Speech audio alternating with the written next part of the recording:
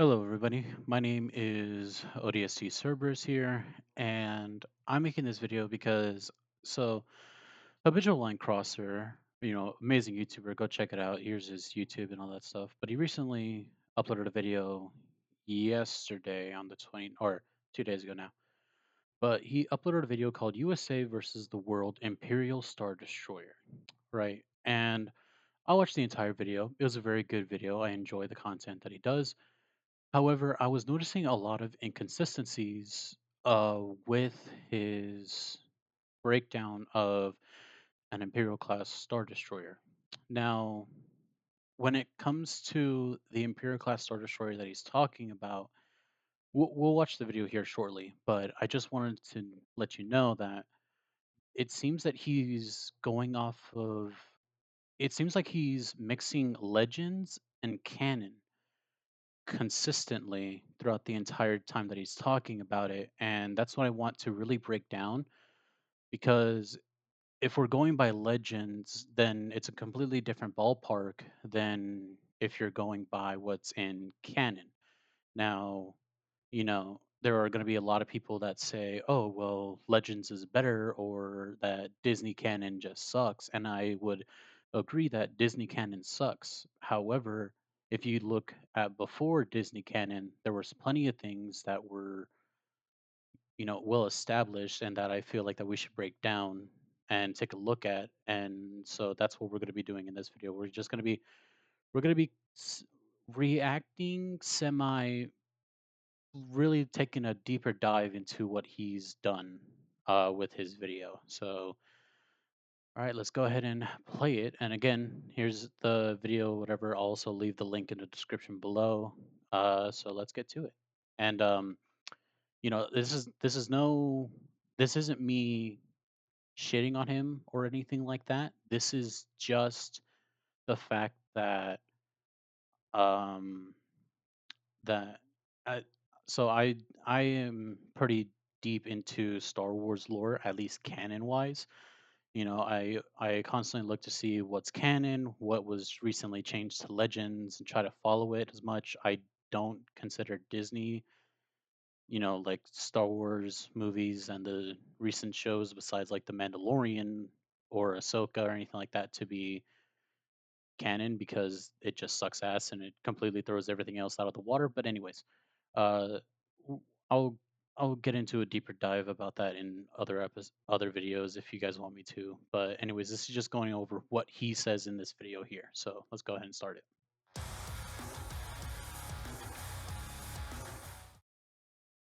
Good morning.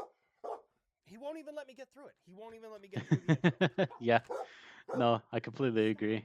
My Good Yorkie is the morning, same good way. afternoon, or good evening, ladies and gentlemen. I'm your host, Habitual Linecrosser. And today, on this next exciting episode of USA versus the World, today we are fighting against an Imperial Star Destroyer. No, Finn, we can't do that music. We can't do. Disney will sue us. They'll sue us into oblivion. I know what music you wanted to do. I wanted to do it too, but oh my god, Disney will. I'm pretty sure that you can get away with the really bad versions of it. I'm not too sure either, though. I would rather be safer than sorry in the same context. Yeah. Will just sue the pants off of me. I would like to first apologize. It's been several days, or actually months, sorry, since I've done one of these. I've been so incredibly busy, and I was like, you know what? I'll do one that's kind of a spin off. This would be kind of fun. I just learned more about Star Wars and Imperial Star Destroyers and Imperial technology than I ever wanted to know. I read. Yeah, there is actually a very, very decent chunk of lore that goes into Star Wars in general if you bother to look into it. Like I have so he'll talk about this later, but this is technically the Wikipedia, or it's like Star Wars fandom or whatever. But it does have canon and legends tabs. So if you wanted to look at what the Imperial class Star Destroyer, specifically the Imperial One class Star Destroyer, is going over, it has everything in here. It's actually pretty insane how much lore there is. for this thing. But let's just continue on. Did you know there's a Wookieepedia? That's a real thing. It's all Star Wars stuff, and they have like a toggle at the top for like legend or canon. Like it. Oh my god, it's insane. But before we get too far into that, a word from today's video sponsor. The sponsor. So I'm not sure if I'm allowed to put in the video sponsor in here. Um, just because I don't know what the rules for that are for on YouTube. Again, I'll have his video linked in the description so that way you can go check it out. I'm pretty sure. Oh well, it doesn't even show it on his thing or whatever. But anyways, just go ahead, watch the watch the whole thing on his videos. That way you can go support him and his sponsors or whatever. But let's continue on with the actual video. That's why I trust Ammo Squared. Back to the show. And we are back. Did you enjoy that? Did it tickle your pickle? So we're going to break this down a lot like I do with normal countries.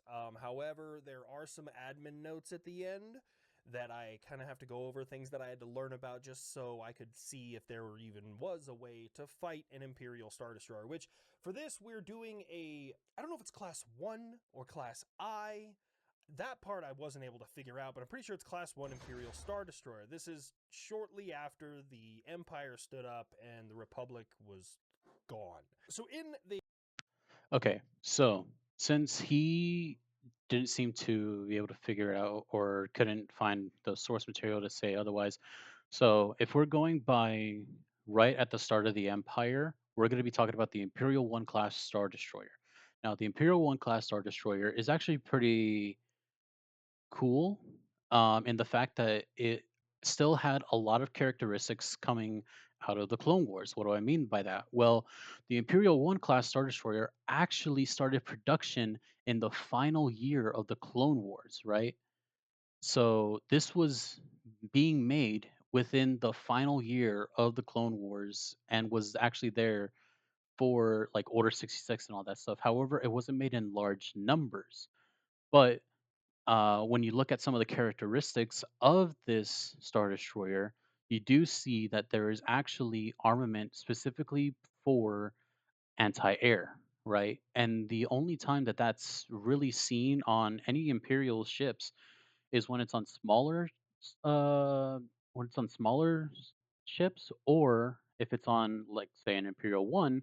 It was on there because of the fact that the Confederacy of Independent Systems, or the CIS, they use a lot of vulture droids and hyena bombers, right? So these were the starfighters of the CIS. And so that's where you see a lot of these anti air guns actually being used. Excuse me. But so that's where you see that anti air come into place. When you look at the Imperial 2 class Star Destroyer, any anti air is basically non existent on that damn thing because the Imperial 2 class Star Destroyer was specifically made for ship to ship combat, old school battleship. It was not designed like the Imperial 1. The Imperial 1 already had significantly more firepower on it than even the Venator class Star Destroyer of the Republic, the poster boy of that one. But it's still, the Imperial 1 still had anti air weapon systems on it. So that's that's how you can tell that it was really just coming out of the Clone Wars, and that's why you see it. And then if you actually look at the oh my gosh, where is it? Whatever. I wrote everything down. I literally wrote all the characteristics and what you can find on this thing down. But this was in production from like 19 BBY. Yeah, here we go. Year introduced 19 BBY, final year of the Clone Wars, and was retired in 9 BBY. And that was when it was replaced by the Imperial 2 class Star Destroyer. Now, this isn't to say that the Imperial 1 went away. Actually, it was used in conjunction with the ISD 2, but still they stopped making the Imperial One class Star Destroyer after 9 BBY because they wanted to transition over to the ISD 2. So that's the one that we're going to be talking about in this video, ISD 1, or the Imperial One class Star Destroyer. class whatever Imperial Star Destroyer, As for personnel, it has 37,000 crew members. Now, this is varying between officers, enlisted, weapons guys, all sorts of different things, targeting officers, etc. And then you have a complement of usually around 1 legion, 9,700 stormtroopers, giving you a grand total of 46,700 individuals on board this ship. That's a lot. Now, yes, that would be the number that is actually listed on here. But it was actually anywhere between, with just the crew, anywhere from 37,085 personnel all the way up to 47,600. And that was just with the officers and the enlisted, right? Ignore this. I just put it in parentheses because that's what it said on the wiki in the on the canon page. If I could ever here it is, somewhere in here down below, there it is, right? So like it has 9200 minimum, but I highly doubt that. But anyways, so that was the complement on the Star Destroyer, anywhere between this number, and then it also carried 9700 stormtroopers. So it's a little misleading. Star Wars canon is always confusing with its numbers anyway, so I'm not really holding that against it. A lot of people until you realize the size of this ship. It's 40 million tons. There's not an extra zero in there, a couple zeros in there. It's 40 million tons. Let me put this in perspective for you. The largest aircraft carrier in existence, the Gerald Ford, the Ford class carrier that the United States has, like one of the few super carriers in the world, almost all of which are ours, has a displacement around 100,000 tons. So it's And also, here's the crazy thing about this. It's how much this actually costs to make. An Imperial One class Star Destroyer costs 150 million credits. Now, there's another video that I'm going to link when I find it, but it's by another YouTuber named Generation Tech, and his thing is all about Star Wars. And they were actually able to come up with a exchange rate, if you will, between US dollars and credits in the Star Wars universe. And surprisingly, the credit and the dollar are very much similar. I think it's like 1 to 1 almost, like with some change, you know, uh like the credit is either slightly more in terms of value, like by cents or whatever. But imagine that the Gerald R. Ford that he was talking about, that thing cost billions of dollars to make. This is just millions. You could make an insane amount of these. I think I did the math on that real quick. Let me check my phone real quick and like the history. But uh somewhere in here I did the math for it. Oh my god. Yeah, here it is. I think it was like you could make like oh my goodness. I can't even find it anymore. There it is. There it is.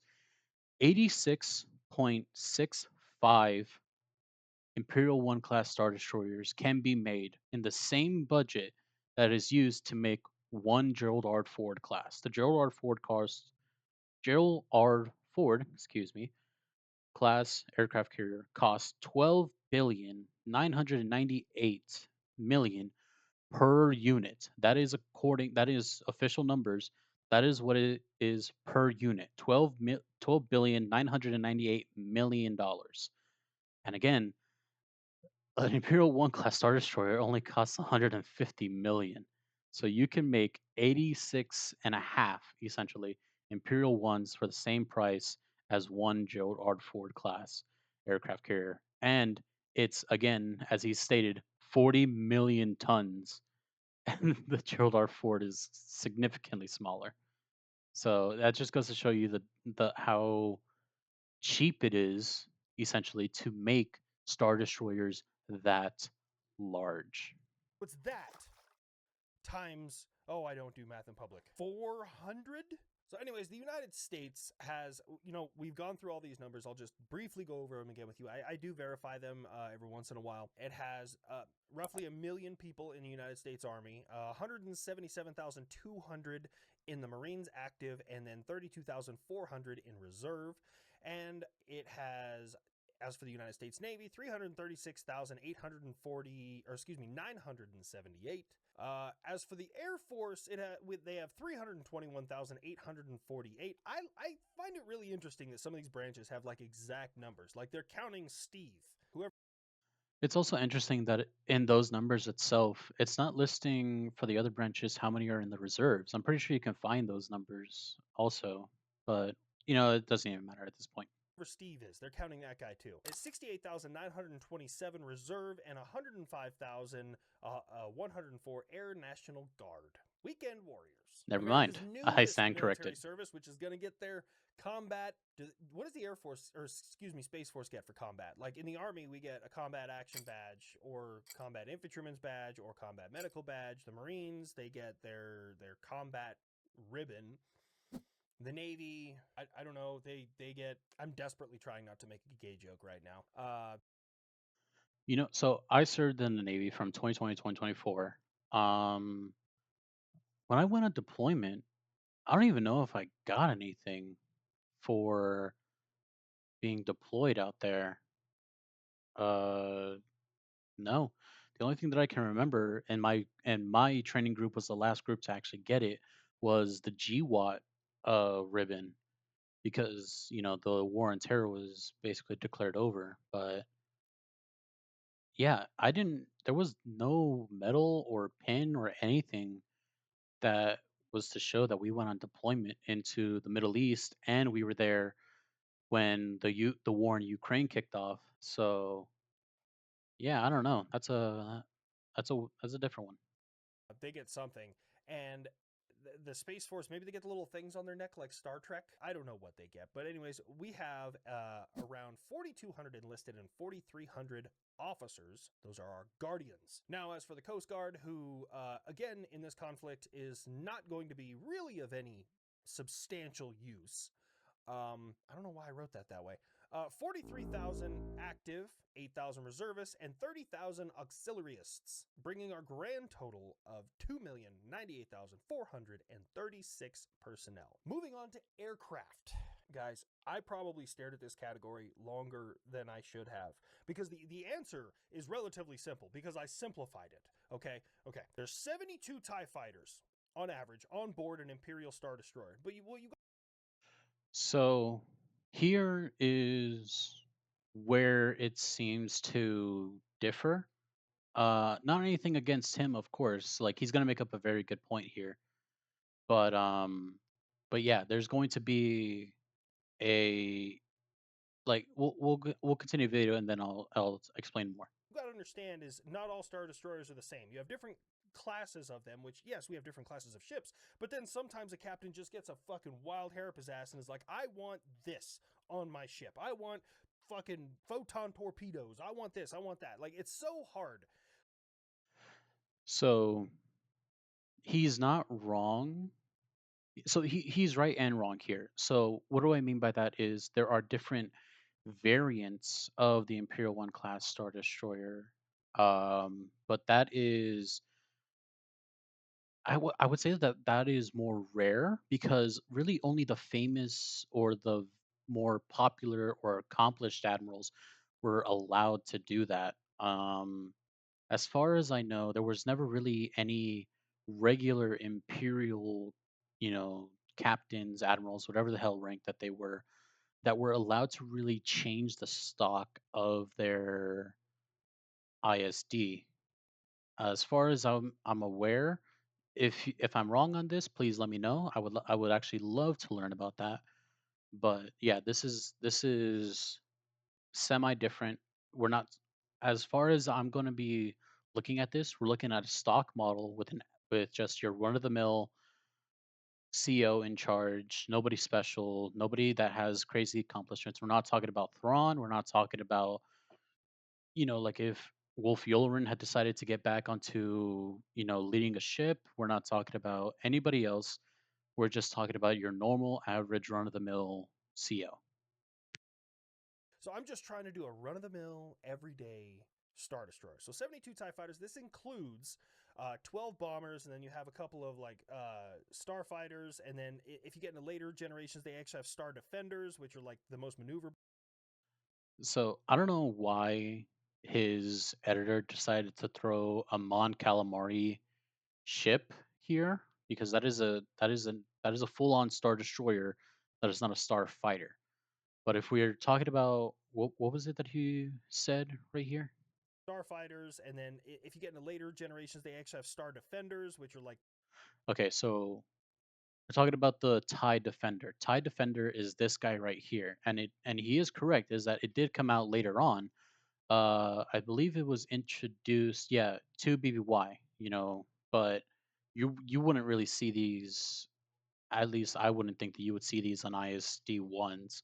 You would probably see them more on ISD twos, and even then, probably not as often. You'd probably see these more on like important installations that the Empire deems, like research stations or something like that, or maybe even fucking have these on the Death Star. Maybe I'm not too sure, but yeah, but the TIE defenders, they weren't really as numerous.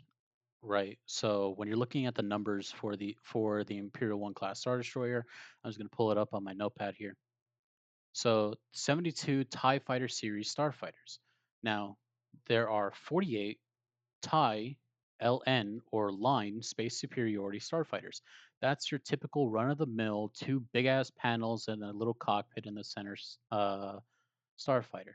Then you also either had 12 tactical bombers or for later models tie defenders, right? So that's the exchange here. You either had bombers or you had defenders. Now the bombers themselves, did I even have that on here? No, but you saw the bomber. It was the two panels on the side and two central pods, with one of the pods being the uh with yeah, here we go. So this is the cockpit and this is where the munitions were held. So this is the tie bomber.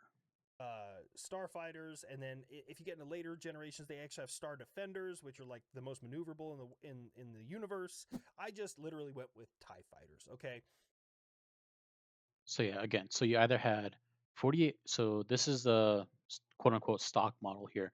So 48 regular TIE fighters, 12 tactical bombers, and 12 boarding craft or interceptors.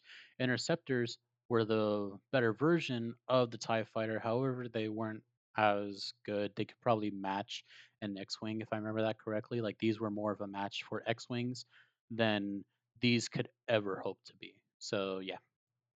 now, as for aircraft, they also have a lot of transport ships, but I put those further down into like ships, like boats. But they have five Alpha Class XG-1 Star Wings. Okay, so these are very similar to the Tri Wing ones, the Tri Wing transport you always see like Vader.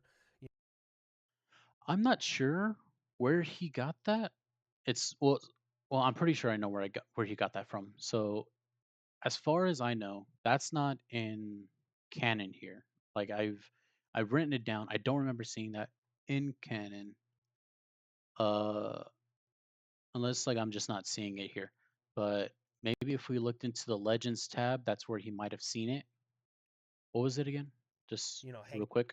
like boats. But they have five Alpha Class XG-1 Star Wings. Okay, XG1 Star Wings. Um Yeah, I'm not seeing it on here. So I'm not sure where he's getting that from. It's not listed anywhere on the wiki itself in either canon or legends. So I'm not, as far as I'm going to be concerned, this doesn't exist on a star destroyer. Maybe on installations, like on bases, but but this doesn't exist in my opinion. Okay, so these are very similar to the Tri-Wing ones, the Tri-Wing transport you always see like Vader, hanging out on, that has like the wings that fold up and then two of them point at the bottom, one point at the top. Yeah, but these So that one right there is the Lambda class shuttle, or Lambda class, however the hell you say it. I say Lambda. But yeah, the Lambda class shuttle, let's just pop one open real quick just to show you. There you go. That's the thing that is the Imperial shuttle. That's it's a utility craft. It's as a transport for troops and high ranking individuals. You see Palpatine come off of one in the first movie, if I remember that correctly. But yeah, so it's not a it's It's just a transport ship. These are designed, they're assault vessels, like they're designed to fight. Okay, the U.S. when it comes to aircraft, I'm gonna just I'll briefly go over these because it's been a while since I did this. 281 A-10. So just taking a quick look at these, I really don't want to hear him go through all these again, just because I've already heard it like a couple times, just getting ready for this video. But you can take a look at these all you want. This is total aircraft in the United States military. So we could just skip over 31 this. AC-130s, who's 500 teens, F-16. We have a fives climbing 87 AV-8B Harriers, which are being decommissioned. Man, I am not good at this YouTube thing, am I? Bringing our grand total, these are combat aircraft, to 4,941. Although I think our F-15 fleet went down by 4. So I should probably update that. Iran got lucky. Lucky little bastards. All right, now when it comes to ships, okay, now this is where I put a lot of the transport vessels. I also had to learn about these transport vessels. Shout out to Fen, who's probably going to have to Google these things and find them, because some of them you never see in the Star Wars movies. You might see them maybe. That is actually very true. You'll see a lot of different ships that you never would have known existed, unless you look into like the comics, or if you read the books or watch, just like smaller animated movies. Like you're like, these are not things that you will see in the main movies or shows or anything like that, unless they're like a small little cameo in whatever it's being portrayed in. In the Clone Wars. You might see some of them in there. So if we're talking about Imperial class, you're never going to see that in the Clone Wars, because again, Clone Wars was about the Clone Wars. Imperial class, Imperial anything didn't show up until after the Clone Wars. So yeah, you're not seeing any of these ships in the Clone Wars. If anything, no, I'm even sure you won't even see any of these ships that he's listed in Rebels, which was the show that took place in the Imperial era. So, I don't know, just a little bit of extra digging would have shown him that it would be after all this, and it's just not in the mainstream media. I haven't seen all the Clone Wars, and there's a lot of canon out there. There's a lot of books. The rabbit hole is so much deeper than I thought, guys. 8 Lambda, it might be Lambada, but it's spelled This is the Lambda class shuttle. You know, that's how I say it. Don't overthink it. Lambda. So class shuttles. So those are the ones you always see Vader on, the 3-wing ones. Those are the ones you always see him, Vader-ing around on. Not when he's fighting, but like when he's going to just, I think he force chokes himself. I know that joke is overplayed. 15 Delta class stormtrooper transports. They have Those do not exist anywhere that I've seen in canon.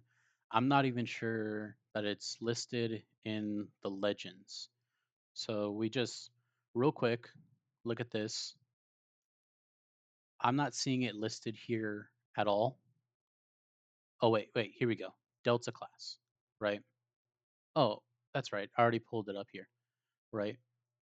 Again, canon, there's absolutely nothing listed for this thing. It's just a troop transport. But in Legends, the stuff that already ridiculous numbers and all that stuff, that's where this is. He's going to talk about it a little bit more in detail, but this is Legends. Again, it's non-canon, so I'm not sure why he decided to put this in here. I feel like that if he would have just done just a little bit extra and made the distinction of canon versus legends, then it wouldn't be as confusing. But he's talking about a legends troop transport and its characteristics here. I'm not going to basically include that into this scenario. very strong forward shields, but a small complement of weapons. These things are actually designed to like tractor beam and like slam nose first into the side where they can drop troops. They also have like an ability to eject the troopers out of there just in case they're about to get destroyed. Like it's kind of cool. 2 At least two. Sometimes they have more depending on what they're doing. Theta class AT-AT transports. Each of these transports can transport two AT-ATs, which I put. So that is again another Legends thing. Theta class AT-AT barges. It doesn't list it here on how many it would actually carry on an Imperial one, but that's a Legends vessel. It's not here in the actual canon one. So if they wanted to transport in canon, this is again, I'm making the distinction that what I'm talking about is canon, right? These are canon numbers and canon ships. To transport AT-ATs to the battlefield, what and the Star Destroyer would use is actually the Imperial Gazanti class cruisers as its transports. Now, if you don't know what those are, it's these things right here. These are really, really cool. They're big. They have two hardpoint links on each side, and that is where the AT-AT would be mounted, and then these would fly down onto the planet's surface, drop them off, and then bounce, or they would be just like a small cargo ship that transfers supplies to and from the Star Destroyer onto the planet. Again, this is what is used in canon to transport AT-ATs anywhere that they need to go, like long distances, because we all know that AT-ATs are very, very slow. So I don't know. I don't know why. Again, he doesn't know lore as much. He just did it for the research of this video, but again, I'm not including these in the scenario here. Put those down in where tanks are at because armored. Oh, what does AT-AT stand for? Fuck, I should have wrote that down. All-terrain armored transport. AT-AT. Okay. You have 12 Sentinel class landing craft, one Gamma class assault shuttle, and a I can't remember. Was that in here? Yeah, Gamma class assault shuttle. question mark for this one because I couldn't find an actual number. These are I put them in here. It's a transport ship. It really, I mean, it has 4 forward guns. There's not really much else there, but it's the Theta class T2C shuttle, and they're I want to say that that is also non-canon, but let me take a look. I'm not seeing it here, so it's just going to be listed as Legends, non-canon. mostly just, like I said, for dignitaries, high ranking people. I don't think I've ever seen them in any Star Wars movie. I don't think I've ever seen one. The US, That's because it's most rocking likely Legends. 1 Ford class and 10 Nimitz class aircraft carriers. So 11 super carriers. As for cruisers, we have 13 Ticonderoga class cruisers. For destroyers, we have 73. We actually probably have a few more of those. I got to double check that number. Arleigh Burke class destroyers, 3 Constellation class frigates. I think they're bringing the frigate back. There's 20 planned and 1 currently under construction. When it comes to littoral combat ships, which actually saw littoral combat recently, they were doing counter mine operations. 8 Freedom class and 15 Independence class littoral combat ships. When it comes to subs, Ohio class, 18 of those. 14 are for ballistic missile, like our Trident 2, tried and true, and then 4 of them are strapped for cruise missiles. They are the largest sub the U.S. has ever made and the 3rd largest attack sub that has ever existed. We have 29 Los Angeles class submarines, which are nuclear fast attack, which for this will do absolutely dick. With a sea Yeah, that's the unfortunate part about having to go up against a Star Destroyer is the fact that a lot of the naval ships that we have within the Navy are not going to be much help unless like they have VLS vertical launch systems, or if they have just missile capabilities in general. So hell, we might if push came to shove. I'm pretty sure you could bring back the what is it the Missouri, the Iowa class battleship, because I believe that has VLS capabilities as well. So we could bring that back and put it back into the fight if we really wanted to. Wolf class, we have 3 of those. Very expensive, really, really good, but can't do literally fucking anything outside of water. And then 19 Virginia class, which is the newest and greatest thing that we have. Again, pretty much useless in this, bringing our grand total to 192. We also have, just in case they want to, they want to tally ho some lads. We also have the classic frigate, the USS Constitution. Can you imagine that? Stormtroopers getting bodied by cannonballs, which kind of plays into what we're going to be doing here, but I don't want to give away. When it comes to Well, I mean, if we want to do as the founding fathers intended, then absolutely. I mean, it's also not illegal for you to own a cannon. So if you really want to go 18th century on their asses, you could just make a bunch of cannons and put them on a hill somewhere and just absolutely riddle them with cannonball fire. And hell, even the Civil War big ass shotgun shells that we used to lob at each other, that would also be very, very good against stormtroopers. I'm just saying.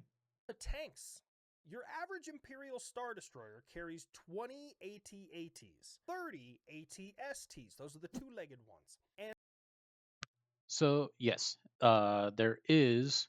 Where is it? I know that I put them in here somewhere. Yeah, 20 AT walkers and 30 ATSTs. Or if you really wanted to, you can go with the ATDP because the ATDP was actually the first version, if you will, of the ATST. Let me just go back into the canon real quick right here. I want to show you what this actually looked like because you actually see these being used in canon, and that is in the Star Wars Rebels show. So if we just open that up real quick, boom, here's the first version of the ATST essentially. You know, it doesn't have the two cannons, it has the one, and it looks like a bug. But yes, you can either have 30 ATSTs or more likely, because this is an Imperial 1 class Star Destroyer, which is at the start of at the end of the Clone Wars going into the Imperial era, these would have been what was used at first. These were numerous. The AT-ST didn't come out until later, closer to the Battle of Yavin, or BBY. If you were confused as to what BBY stood for, it just means before the Battle of Yavin or after the Battle of Yavin for ABY. So there's a little lore dump for you. But yeah, these would have been most likely carried at first, and then it would have transferred over to the uh, ATSTs. So and one, I didn't even know this, they carry a prefabricated base. now I'm not sure if this is what is actually transported down, but yes. So the whole point of an Imperial class Star Destroyer was that it was supposed to basically be able to subjugate an entire planet by itself. That's why there's almost 10,000 stormtroopers. That's why it has the 20 AT-ATs, the 30 AT-DPs. Like this Star Destroyer is meant to be able to go to a planet, park it in atmosphere, and just conquer that planet or to quote unquote govern the planet. So yes, it would have definitely had this. That is in canon as well. I did check. But yeah, there is an actual prefabricated base kit, if you will, on board an Imperial class Star Destroyer. That they can just drop in case they need to occupy an area. That's a real thing. That's wild to me. When it comes to air defense, I feel like I've seen a movie or something that shows like they can shoot down like stuff coming at them. And I guess you could consider some of the onboard guns like air defense because they do shoot down like X-wings and shit. But I didn't count that. I was looking more for like ballistic missile defense. Okay, so there is, as far as I can remember, and I've looked at the Imperial one, it doesn't have it. Not a lot of ships actually had missile capability for some reason. The only ones that I can really think of that come to mind is the Venator class Star Destroyer, and that one had proton torpedoes for anti-ship. But and in everything else, like Imperial 1, Imperial 2, I don't remember any sort of missiles being used. It's only been laser turrets or the cannons and uh the laser guns or whatever, right? So if we just scroll up here, turbo laser batteries and cannons. That's literally all that's listed on here. there is no uh, any sort of missile capability that is on an ISD. So that's just it's weird, but it makes sense with how the Star Wars universe is made for some reason, like written. I don't know. They don't have anything like that that I was able to find. I swear I've seen it before, but I was unable to find anything like that. So what he probably saw was a fan made animation, um, because there's definitely one that exists, and uh, it shows a lot of the cannons being used, and basically the only thing that really takes down an X-wing from a Star Destroyer is either the Tie Fighters or it is just the standard turbo laser batteries and cannons. That's literally all that's used for air defense. Really, an ISD's anti-air capability is literally just the 72 goddamn Tie fighters. That's it. That's their anti-air. So whatever. They just rely heavily on their shields, their armor plating. 40 million tons. 40 million tons. The U.S. uses Patriot, THAAD, Aegis, LPWS, M-SHORAD, also known as the Sergeant Stout, and GMD, ground-based mid-course defense. Our air defense really does kind of play in our factor here. Okay, when it comes to artillery, this is a hard one too because I had to learn about energy weapons and what they bring to the battlefield and like how they work and what fires at what and there's so many conflicting. Look, I know I'm gonna piss off some Star Wars geeks with this one. Okay, like I know in general, like I'm trying, I'm doing I'm the also best I can, but yeah, I'm also going to be pissing off some people too. Again, people are diehard fans and they'll look at Legends and say that it's canon or that it's their head canon. I'm just literally going off of what is established by the people that actually make these damn things. And unfortunately, we're in the Disney era. So I what I may not consider canon is unfortunately is canon, even though it contradicts canon anyway. I'm just going off of the numbers that are officially listed. If that changes, then it changes.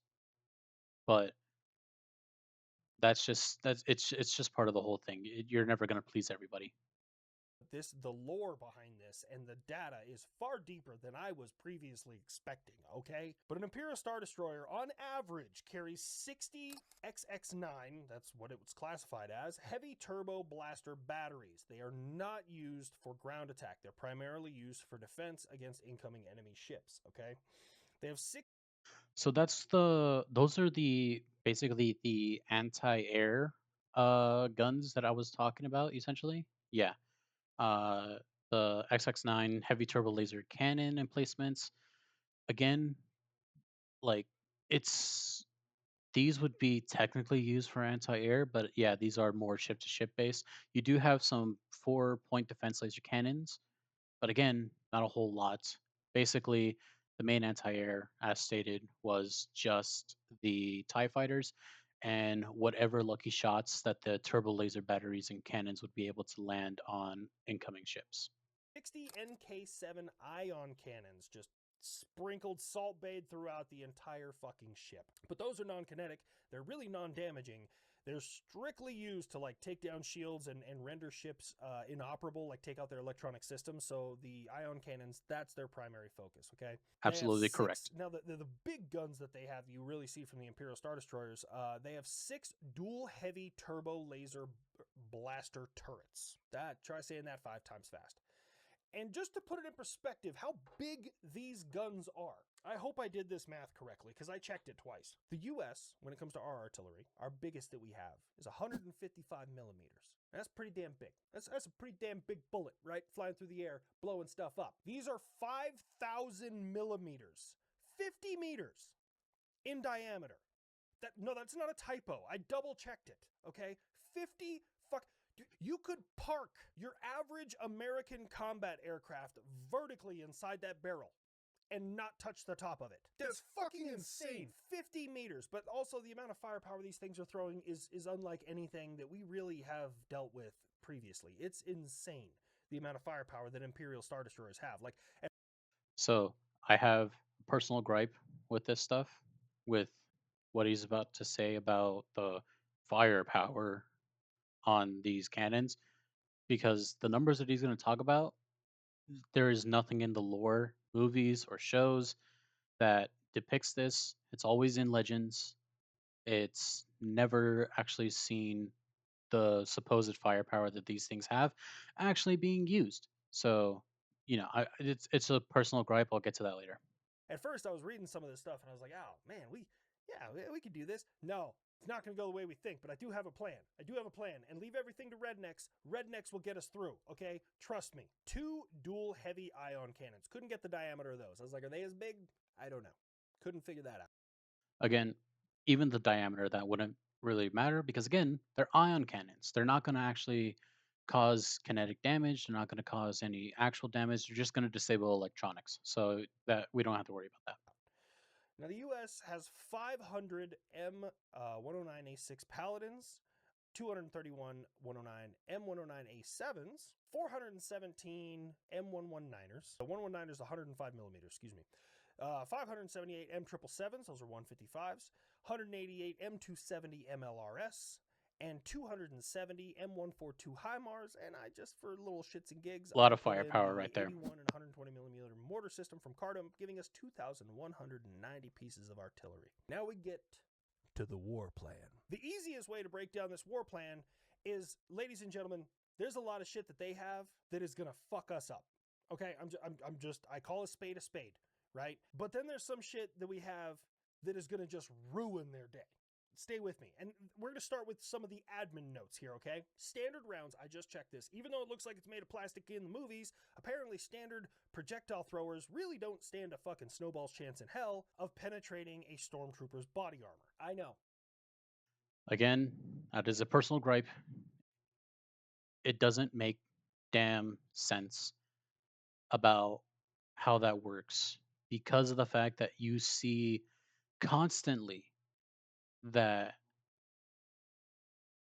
you can just knock these guys out.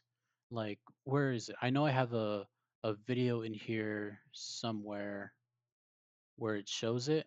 Uh unless I here we go, right? So, I muted this just so that way I don't get in trouble with any sort of music or anything like that. But look at this. Look at this one guy with a damn stick in Rogue One is able to move in and beat the ever living shit out of these stormtroopers.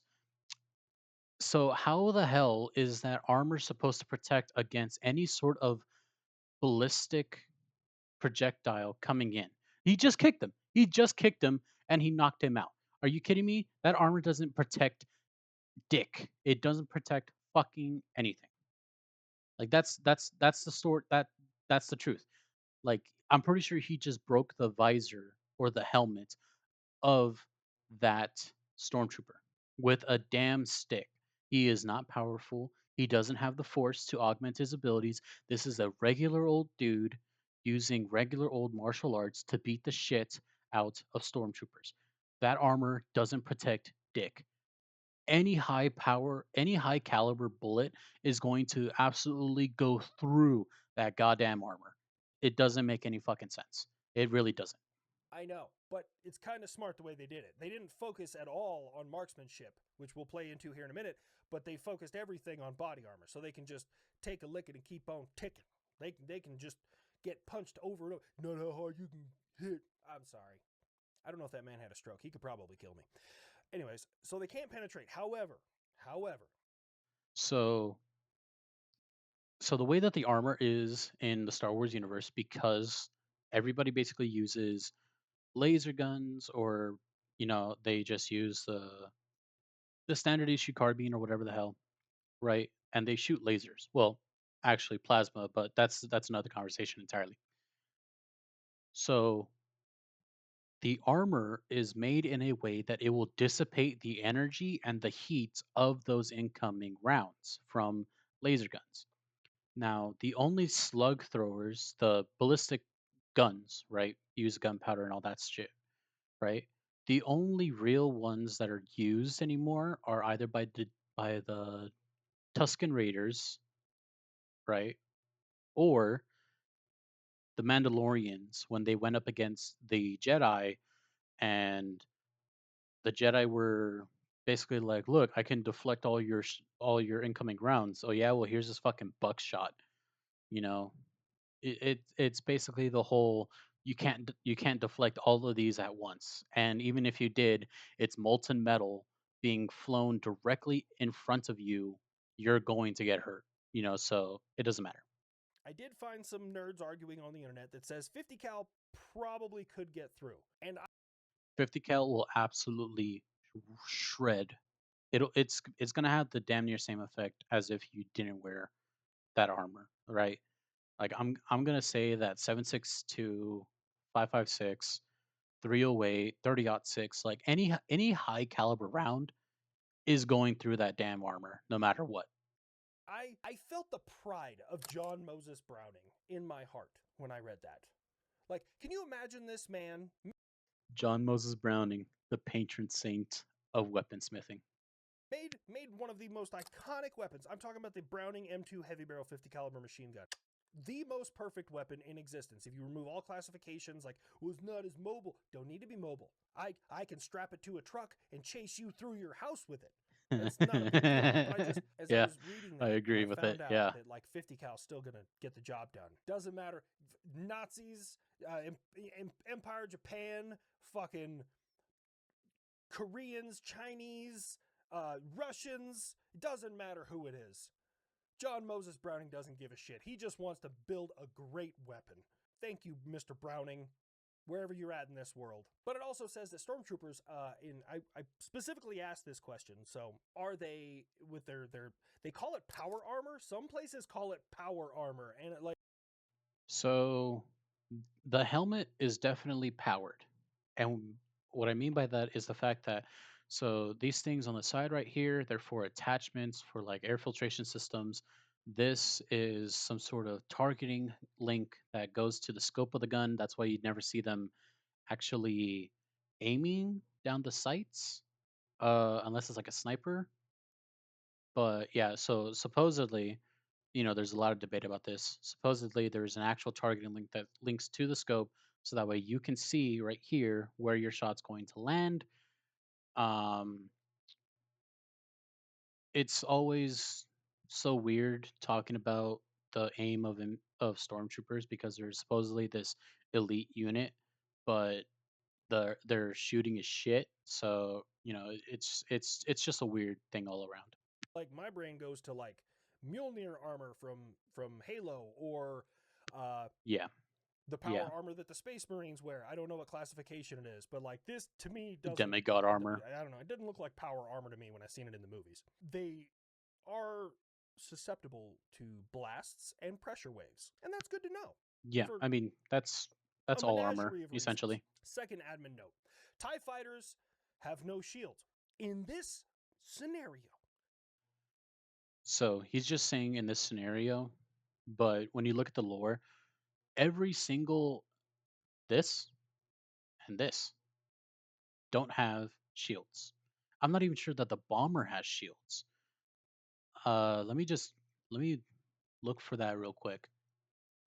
I'm not even sure that the bomber has shields. Uh, yeah, none, none. It's an optional upgrade. Yeah. So the only Tie Fighter, the only tie in the entire Tie Fighter series, only the Defender has shields. This one actually has shields. But again, we're talking about early Empire, so the TIE Defender is not coming into play with its shields. So you're getting interceptors and you're getting regular old TIEs, the things that don't have shields. So there's no need to worry about shields in this scenario. TIE fighters have no shields, okay? Because when they first came out, their thought process was like swarm attacks. We don't need them to be resilient. We need them to just have a like be cheap and be able to mass produce them. They gave them to really inexperienced pilots because they So this right here, this is actually very incorrect. Okay, the the training that went to the pilots is insane. Graduates from prestigious flight academies across the galaxy underwent rigorous training to become TIE pilots. Many TIE pilots received their training at Imperial academies spread across the galaxy, with some coming from the Royal Imperial Academy on Coruscant, with other notable mentions. And in addition to the use of simulator pods, cadets would spend hundreds of flight hours piloting actual TIE fighters to hone their skills. Beyond piloting, cadets also received instruction in other fields, including mathematics, science, hand to hand combat, and military strategy. These are literally the best pilots in the galaxy. I am saying this because it is a fact. This is in both canon and legends. The TIE pilots were insanely skilled. They were insanely skilled, right? Like, hell, I'm pretty sure in Legends it talks about like how many just didn't make it. I think it was like 10% of those that went into the training for this actually became pilots, you know? Uh Here. Only 10% of TIE pilots successfully navigated the intense training and testing for the Imperial Navy. That's in Legends, right? But it's still it nearly matches that in canon. Only extremely experienced and skilled pilots were allowed to actually fly TIE fighters. The TIE fighters themselves were dog shit, but the pilots were insanely trained. So much so that some of the best X-Wing pilots that for the rebellion were actually defector Imperial TIE fighter pilots. Isn't that insane? That the fact that some of the best rebel pilots were defected TIE fighter pilots. And if you want a really, really good example of this, you only need to look up Sabine Wren from Star Wars Rebels. She was an extremely gifted pilot and she defected to the rebels, right? Literally, some of the best pilots in the entire Star Wars galaxy were TIE fighter pilots. It's just that the TIE fighters were really, really dog shit. So, They were considered disposable. Now, I have read in other places that they have two different shields, energy shields and particle shields will so shielding again for the Imperial class Star Destroyer actually did have both ray shields and energy shields. Energy shields were for, turbo laser batteries and all that stuff. Ray shields were for missiles and space debris, essentially. So yes, Imperial class Star Destroyers did have both types of shields. TIE fighters, again, did not have any shields of any kind, so there's no need to worry about that. be able to block projectiles and missiles, but for this scenario, they don't. I had to give us a handicap, okay? I had to give us something. Yeah, there's no reason to give us a handicap because it's part of the canon and the lore. TIE fighters did not have any shields of any kind. There's no reason to give this handicap. It really depends on the variant, and as you continue to move through the verse, different variants have different levels of technology. Like when you get towards like the first order, they actually have two-seater TIE fighter. Why again, this the editor was lazy in this because if you literally just Google first order TIE fighter, look at that right there. You get a damn picture. It's right here. It looks the exact same. It's just that it actually does have two-seater capability, you know? Like I don't know why the editor decided to be lazy here, but it took me a Google search and it was the top thing that popped up. I don't know why. But it's also important to note in this scenario, TIE fighters have a maximum speed in the atmosphere of 1,200 kilometers an hour. Are you a free person? Don't worry. I already did the math for you. That is 745 miles per hour. Now, that number might be like, well, that's still pretty quick. Mach 1, the speed of sound is 767 miles per hour. TIE fighters can't break the sound barrier. At least So yes, they do have a very very slow speed, 1,200 kilometers an hour. That's even in Legends right here. Legends, it's the same speed. They're extremely slow. Like let's look at the TIE Interceptor and go to Legends. It's still it's 50 kilometers faster. Like they're extremely slow. It doesn't matter. They're slow. They're slow as shit. In our atmosphere on our planet, they can't break the sound barrier. Meanwhile, the F 22 public available information is it does Mach 2.2. We're going to use that to our advantage. Okay? But TIE fighters are incredibly maneuverable. And even with some of our most maneuverable aircraft, like the F 16, we couldn't hope and pray to be able to maneuver like those TIE fighters. However, they do still have this gelatinous mass of human matter inside of them, which is susceptible to G force. And So the way that this is got around with constantly in the Star Wars universe, because when you look at a lot of the Star Wars starships and vehicles that are actually within the Star Wars universe, none of them are actually aerodynamic. There's only one that is aerodynamic, and that was the Naboo fighter. Right? There's an actual whole video that you can look up where it shows like why these ships and starfighters would just rip themselves apart in the atmosphere. And so to counter that, inertial dampeners were placed in all of them, and those are used everywhere. And their whole thing is to create essentially artificial gravity and to get rid of this thing that we like to call wind resistance. So the pilot is not feeling any of the G forces actually put on them. They're not feeling it because artificial gravity is already being put on them. That's why they can just sit in the cockpit, not strap in, and still, even when they're doing these crazy maneuvers in space, they're still just sitting because of artificial gravity that's being placed on them and the entire craft itself. It's getting rid of those feelings of G force. It doesn't matter. if you hit them hard enough with something, that person will turn to goo and they will crash. So again, important for the mission ahead. It's also important to note that they are powered with ion engines, which some sources say yes, some sources say no, but ion engines are potentially cold, and that being said, would negate the capabilities of certain thermal guided munitions that the U.S. uses. So that right there, I have a problem with, um, because I actually did have I do have this video pulled up again. Generation Tech, 10 flaws with the Tie Fighter. Go check them out. I'll have this video also linked in the description. It came out 7 years ago, but essentially the lore is still the same. So we're just gonna watch this real quick. Let me turn on the volume here. The giant wings on both sides of the TIE fighter not only obstruct the view of the pilot and also make it extremely awkward to fly in atmosphere, it also serves as a giant beacon for sensors and radar. We've seen Star Wars ships use both sonar or radar style sensors to detect ships along with heat sensors. With two giant solar There panels we on the go. outside of your ship, you create two intense hotspots for people to track. When it comes to radar, however, the material that solar panels are made up of actually could absorb radar instead of reflecting it as much, making the TIE fighter kinda stealthy. But unfortunately, the inside of the TIE fighter wings aren't covered in solar panels and just serve as two gigantic paddles to reflect radar. So the TIE fighter is not stealthy at all. And as we talked about before, dogfighting, especially close range dogfighting, is all about seeing your enemy first. So having a gigantic sensor signal is not really a good idea. So yeah, there you go.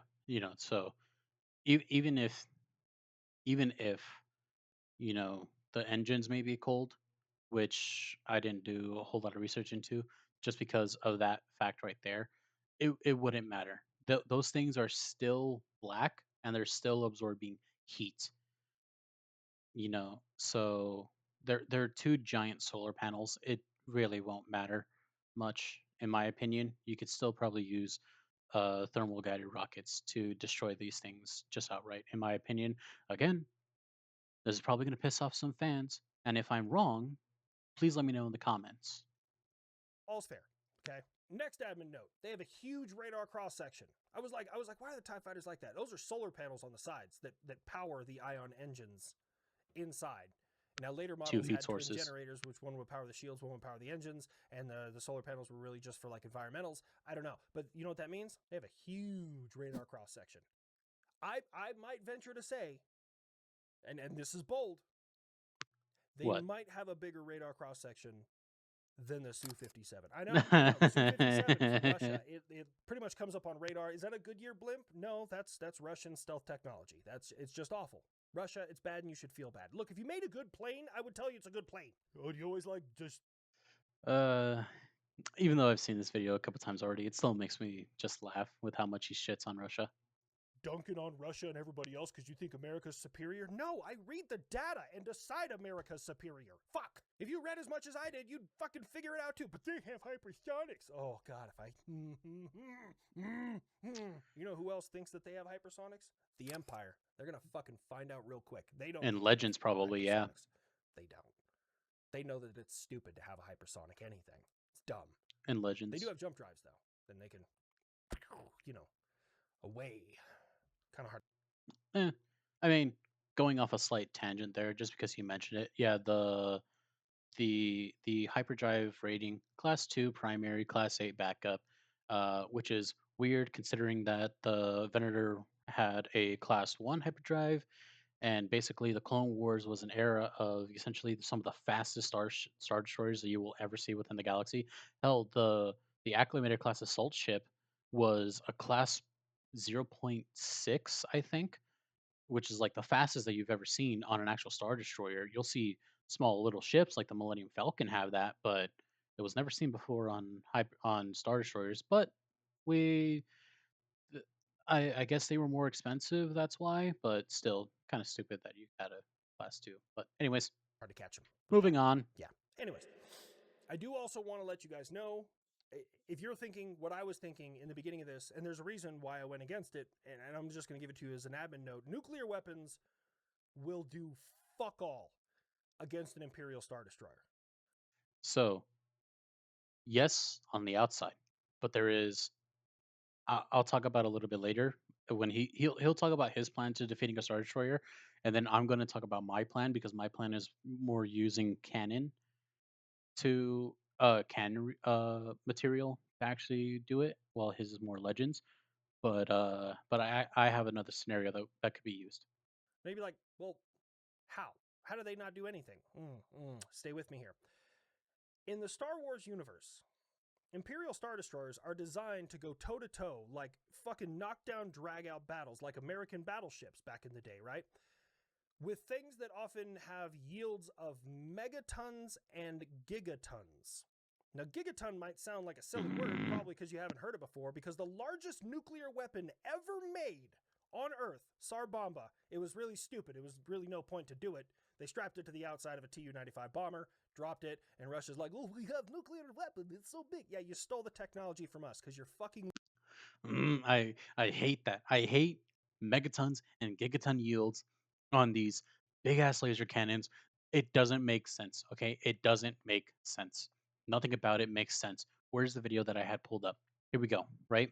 You want a really good showing of these supposed gigaton and megaton yield cannons, right? Look at this. Look at this. Again, it's muted for copyright reasons, but look at that. Those explosions look like megaton and gigaton yields. Doubtful. Doubtful. Okay? These are the exact explosions that supposedly have these huge yields of power, but it's not.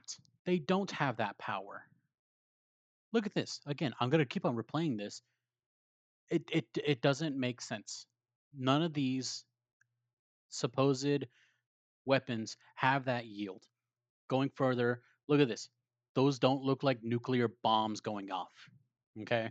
So I'm sorry, but these stupid ass numbers of megatons and gigaton yields don't fucking exist in my opinion. There's only one weapon that has that power, and it uses the exact same material each and every time. You see this? You see this right here in that garbage ass fucking Rise of Skywalker bullshit movie, right? This is a planet destroying cannon, right? You know what else was also able to destroy a planet? The Star Destroyer or the Death Star, forgive me, right? But do you know what material was used in both of these weapons? Kyber fucking crystals. It was because of Kyber crystals that are imbued with the Force, by the way, that these weapons were able to have that devastating level of power in canon. Okay? In Legends, there is some extra bullshit that you can fucking look up that have the exact same thing. I don't give a shit about those. I'm talking about canon here. Canon, there is only these two weapons, this weapon and the Death Star, that have the capability of destroying planets like that because of Kyber motherfucking crystals. Okay? And then if you want to go to Starkiller Base, that is using the power of a fucking sun to destroy planets. That makes sense. Okay? That makes sense why that is so powerful. These weapons are only that powerful to destroy a planet because again, Kyber motherfucking crystals. Okay? So so uh, uh, the it's stupid. The numbers don't fucking make sense. We never see anything like that within the actual canon itself, besides those two weapons. So I'm just gonna fucking move on because I can rant about this for hours. Megatons and gigatons don't fucking make sense. Losers. I really might not like Russia. That might be a thing. I mean, I'm stating facts, but still. The largest bomb ever dropped, nuclear weapon, was Sarbomba, and it was 50 megatons. A gigaton is 1,000 megatons, just like a megaton is 1,000 kilotons. Just to put that in perspective, okay? Also, and you might think, like, well, what about the radiation from it? I'm glad you asked, because I had a similar idea. A large portion of the ship itself, aside from being armor plated, I mean, it's armored as fuck on top of having shields, right? Is made out of a Yep. material called neutronium, which has phenomenal heat dissipation, radiation shielding, and is excessively dense. Like, from what I was reading, it's like, Now I don't remember seeing that in the canon one. Just real quick, Legends. But I just want to check that real quick because I can't remember what was the plating on that. Let's see. I'm not seeing it on here, though that might just be because I'm fucking blind. But I'm not seeing it on here. I know that in canon, it actually does list the materials that is used for its defense, like what material it's made out of. So if we go here into its, where the hell is it? I know I wrote it down here. Shielding. No, that's not it. Ah, the hull right here. Titanium reinforced alloy steel hull with armored durasteel plating, carbonite, and durasteel reinforced plating. I believe that is around like the bulb on the bottom, the engine. I could be wrong about that, but that's on the hull, right? I don't know where he got that metal from that he's talking about because I'm not seeing it on here. Um, Again, I would love to actually know what his sources were so that way I could actually take a look at it. But he doesn't list them. He doesn't talk about them. He mentioned Wikipedia, but that's about it, which is what I'm on. So I'm not sure where the hell he got that information from. Maybe it's listed in here somewhere, and I'm just not, seeing it. But the cost, I'm just gonna do a quick skim through here just to check it out to see if there's anything that's actually on here. Blah blah blah. Guns mounted. I'm not seeing any sort of material that's listed on here for what the hull was made out of. So, as far as I'm concerned, that doesn't exist. That metal that he's talking about, we're just going to be going off of this titanium reinforced alloy steel hull with armored durasteel plating, carbonite, and durasteel reinforced plating. So, but either way, he is correct in the fact that these metals are actually very, very radiation resistant. They're supposed to be going through space, so solar radiation. We don't get that on Earth as much because of the fact that we have a uh, the magnetic sphere around us. Oh my God, I'm forgetting the actual name of it, but it's because of the molten core that that generates this magnetic thing, and that's why we have a north and south pole. but that is protecting us from solar radiation. Once you're out of space, you don't have that same type of radiation protection. That's why when astronauts come back from the International Space Station, when we took a look at them, they were filled of tiny microscopic fucking holes that are turning them into Swiss cheese, and that's a whole nother rant. But yeah, so I'm not sure where you got this metal from, but yes, star destroyers and just starships in general are very, very radiation resistant anyway. 10 to 20 times more dense than like tungsten or depleted uranium, which are like the densest and hardest materials on Earth. So just letting you have that one, okay?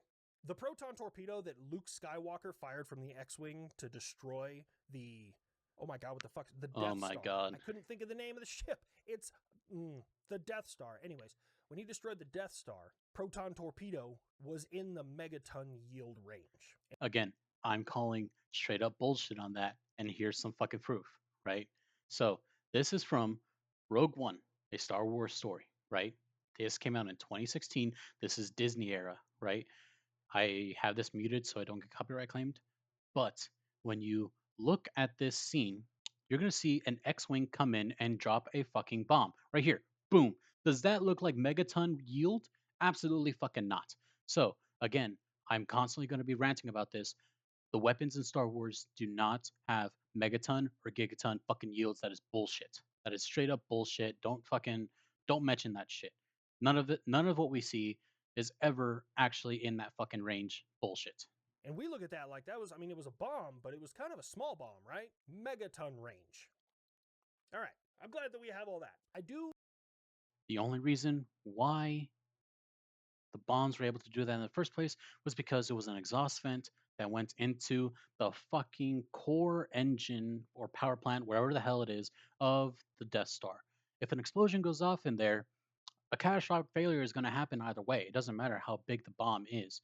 But literally, the dude who created the actual Star Destroyer, right?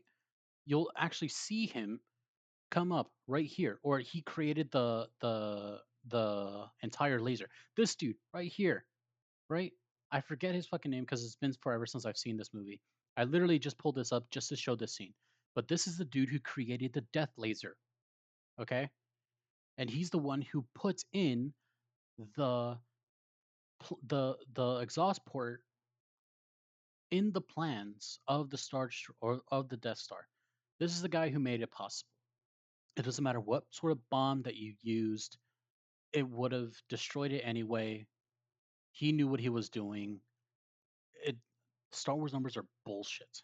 Like to say that there's a possibility America could win this, but it's based off of a couple of things. I think realistically, it's more or less going to be a battle of attrition, and here's why. So I aerial mostly agree bombardment, with they're going this. to We'll just talk about hit it later. everything they can with those big ass guns, and realistically, there's nothing we can do to stop them. They're not going to destroy our entire planet, but there's nothing we can do. No amount of bunker, no amount of strong hard point, nothing we can do will stop that orbital bombardment. And they're going to hit all of our Very military true. structures as Very fast as true. they possibly can. Now the drop ships start coming in. And then stormtroopers are running out. Can't shoot for shit, but they're really hard to kill. Again, not actually very hard to kill. I've already shown examples as to why they're not that hard to kill or to, at the very least, incapacitate. If the Ewoks can fucking do it, humanity can too. And again, high-powered rounds are going to be able to go through that fucking armor like nothing. It's literally a no-brainer about they're not that hard to kill.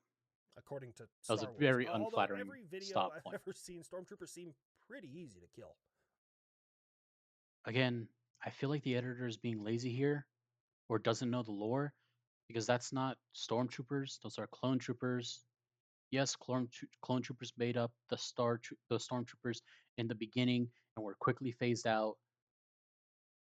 It's not that hard to figure out, like just how like you can look it up. You can literally look it up, but it's stupid in my opinion. Like, just being honest with you. They begin to bring troops. What about all our military tech? What about all this? Oh, don't worry. I even wrote it down in fucking parentheses. We're going Ewok Corps. Vietnam style. Because, yes, they are hard to shoot because they have that armor. But you know what they're not hard to do? Stab in the gaps of their armor. That's also very true. Uh, the the bodysuit that is underneath the armor is actually not that tough. It's not made of a very protective material. I believe it's also made just to dissipate heat better, dissipate the heat and the energy that comes out of blaster bolts.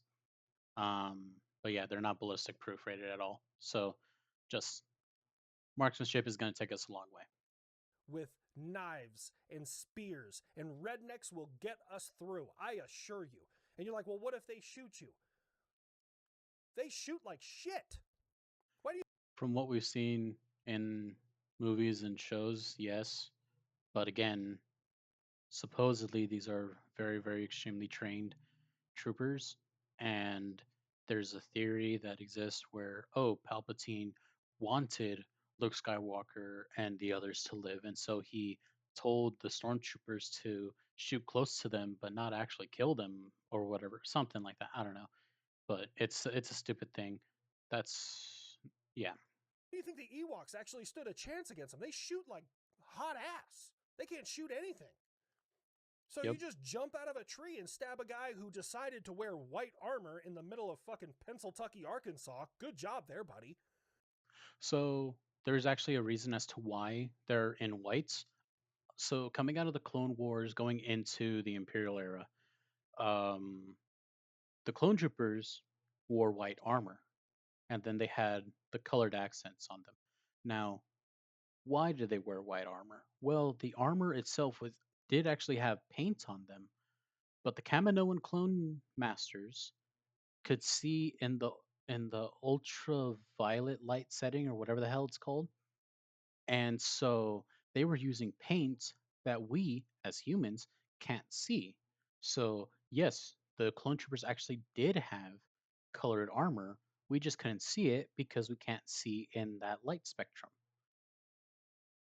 So, to the rest of us, it's just white. And so, to make the transition easier for the empire to occupy planets, they decided that the next batch of troopers that should be used, first it was the clone troopers, then it moved on to the TK troopers, then it went on to the actual stormtroopers. They were also in very, very similar designs, so that way that people didn't have as much of a problem with them, especially if you were already a Republic world, because you see clone troopers all the time, and now these stormtroopers are coming up, but they look relatively similar, so you still feel safe. So there is a reason why they're still colored in white. Um, it was just to make the transition easier, and also I guess it saved money because you didn't have to paint them any other color. But whatever. Also, plastoid is already, which is the material that the armor is made out of. I'm pretty sure it's also just comes in white anyway as base. So they're at a serious disadvantage there. I'm telling you, some hillbilly in real tree camo sitting up in a deer stand with broadhead arrows is going to give them a real rough day. Okay, so that would be to our I benefit. very much see Realistically, that I think at happening. that point in time, that's when we're going to get into the battle of attrition. You might wonder what my hand is down over here doing. It's petting a Fritz. So USMC and Army marksmanship really start to count because as soon as we start taking these guys out, homie, if it's working, we're going to use your guns. It's only a matter of time before some redneck picks up a laser rifle and goes, let's see if this works. And then just I don't starts know where he murking got this stormtroopers. animation from. It's so stupid. It's really bad AI generation, but it's still funny in my opinion. I love it.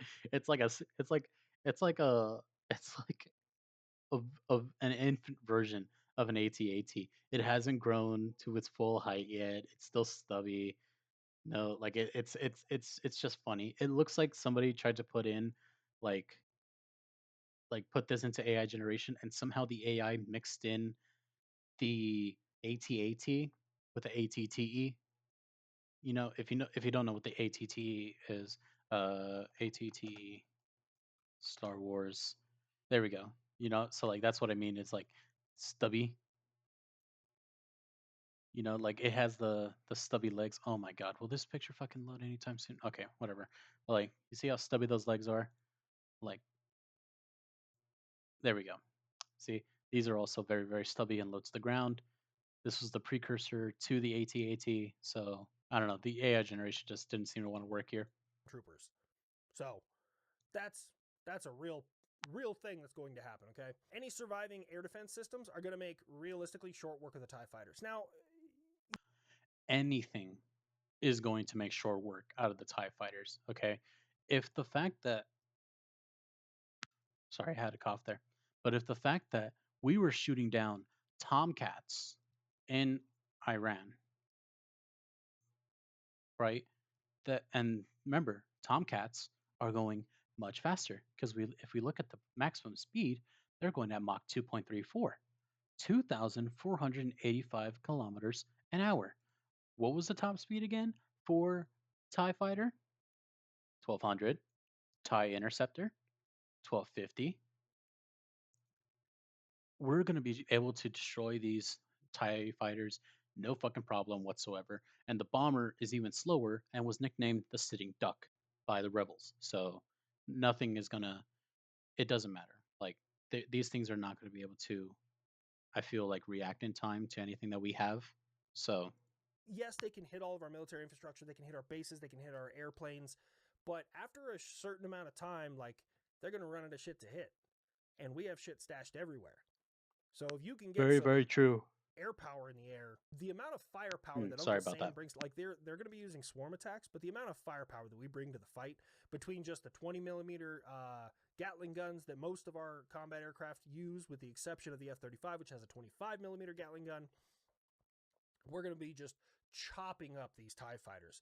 AIM 120s, and if we can get a lock with an AIM 9, we'll do it. But am I boring you? Short work of the TIE fighters. I mean, realistically, even old school anti aircraft guns. Because from what I found, some of the models of TIE fighters carry like torpedoes and warheads. Those are only the bombers. Those are the only ones. None of the other TIE fighters carry anything like that. Not even the TIE Defender. It's literally just a bomber. And again, it was nicknamed the Sitting Duck. So no worries there. But most of them don't because they're considered disposable. So they have laser cannons, which are still line of sight. And a radar can pick you up far beyond line of sight. So you're going to have Exactly. inbound missiles coming at you. Now, their maneuverability might be to their benefit there, but jury's still out. I don't know. Then we get down to like the AT-ATs and ATSTs. And ATSTs, more often than not, don't have onboard shields. AT-AT, As far as I can tell, there was never any sort of time where ATSTs, ATDPs, or even ATATs had shields. I don't know where he's going to get this next part from. often do. More often than not, don't have onboard shields. AT-ATs often do. So I have no clue where he got that information from. ATATs never had shields, or at the very least, it was very, very, very uncommon. The majority of the time, the AT-AT is only relying on its very, very thick armor. And a very, very known weak point was the connection joint between the head and the body of the AT-AT. So even an RPG, right, an RPG 7 could disable an AT-AT just by hitting that neck area. Like, it's not that hard. They're slow moving, they're not a very fast target, and they can only move in one direction, and the tilting of the head only goes so far. So it's not going to be at all hard to take down an AT-AT. They don't have shields. They just have their very, very thick armor, and you can destroy it with just one good shot to the neck area. It doesn't matter. AT-ATs are, everything about the Empire was made for intimidation, not practicality. That's why the rebels were able to take some snow speeders and tie some fucking cables around the legs and topple the damn thing over. You know? Like, it doesn't, they're not that big of an actual problem. Yes, they're a problem for what they're facing at, but again, just push some guys to the flank of it. They're going to be able to take them out no problem. And the AT-DP and AT-ST, if the Ewoks were able to just throw some logs in front of it and make it trip up, or use two logs and crush the sides of an AT-ST, it's not going to be that hard. Rough terrain is not going to be to their advantage. They're most likely just going to break down just from the terrain itself. It's not a problem. Human ingenuity with actual good leadership, like the United States military, is going to win out the day because imperial leadership, specifically the officers, it was a cutthroat area, or sorry, it was a cutthroat culture. You always were looking to, well, how can I increase my rank? Well, there's this one guy in front of me, and I barely don't like him. So, or I don't know enough about him. So I'm going to fucking ruin his life and make him seem like a traitor. And then in the process, when he goes away, I'm going to be promoted into his position anyway. Imperial leadership was horrible. It was trash. It was disgusting. However, they're energy shields. They are designed to stop lasers. They don't really have particle shields. I've read yes, I've also read no. So for this, I'm going with no. Again, What I'm I not would seeing recommend where he is, gets this information given that from. they're made out of some of the same material that the Imperial Star Destroyers are, probably not getting through that with just anything. But Again, lucky shot from the side. It's going to be able to take it out. A tank is going to be able to take it out with just one round. And I'm pretty sure a sable round might actually be able to get through the armor too, because I don't know. Again, Star Wars numbers are so weird. They're never consistent. So I don't actually know how tough those that Durasteel armor is supposed to be. And even then, the whole your equipment was made by the cheapest or by the lowest bidder still reigns supreme in Star Wars. They were not produced to the highest quality. They were produced by the person who could make it for the cheapest. So there's that. but you can get through it if it's liquid. So I would probably have either Halo units or people rappelling from any high place or even climbing, grappling hooks, anything to get on those, and then white phosphorus and look for a weak point. And then once you So I feel like that if you wanted to get into those because of the equipment that's in there, that would be a good thing to do. But if not, you don't have to do that. Again, if you take out the neck joint and it topples over, the equipment inside is still going to be pretty viable. At least like the weapons and whatnot, like the handheld weapons, blasters, the E11s. Like I'm pretty sure those will be viable. The people inside are going to just be dead because they're falling from very high up. These are like multi-story vehicles. So if they topple over, guess what? The people inside are not going to be having a good time. They're just going to die. So you could be able to go in after it's taken down, scavenge all the material and weapons that you could possibly want and or need, and then just dip. So not that hard. get inside, murk the crew. Because for some reason, the guys that they put in these massive things just love to open the doors and look for people. Like That we've is seen that in all very the Star true. Wars movies. They like, oh look. Although Luke did kind of chop it open with a lightsaber. Again, I don't know why the editor is being lazy here. Like I'm harping on this a lot, but I tested this out myself. Like if you look up Luke climbs into AT-AT, it is the first thing that pops up here. Let's turn that volume off. Like literally, it's right here. He's right here. Comes up, boom, comes in. That's it, right? And then we can skip it a little bit. Come right here, cuts it, boom, there. Was it that hard to find this video? It's literally the first thing that pops up, and he could have just plugged that in here instead of this Can you imagine scene us putting a light where it is Qui-Gon Jinn and Obi-Wan Kenobi in Star Wars Episode 1, The Phantom Menace. It's I don't know, I don't know. I don't know. This is just a personal gripe of mine. It has nothing to do with the editor or habitual line crosser. It's just it's so easy to find the clips. Like why was it just lazy right here? lightsaber on the end of a rifle for some Marine who's 6'8" just so he can skewer stormtroopers. God, that's Yeah, that would be near impossible though, just because the the only lightsaber users were the Sith, which is Darth Sidious and Darth Vader, the Inquisitors, which are not Sith. If you didn't know that, the Inquisitors, like you know, the sisters and the brothers or whatever, they are not Sith. They are just dark side force users because there's only two Sith, and Darth Vader intentionally made the Inquisitors weaker so that way they could never have a chance to actually overthrow him and become the new apprentice.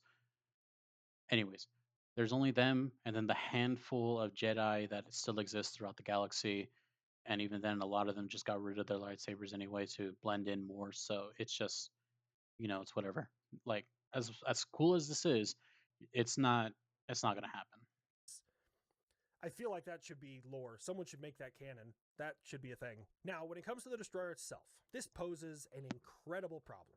Now, we can probably murk everything that they send down after a certain amount of time. It won't be Absolutely. right away. It's going to take some time. It's going to be a battle of attrition.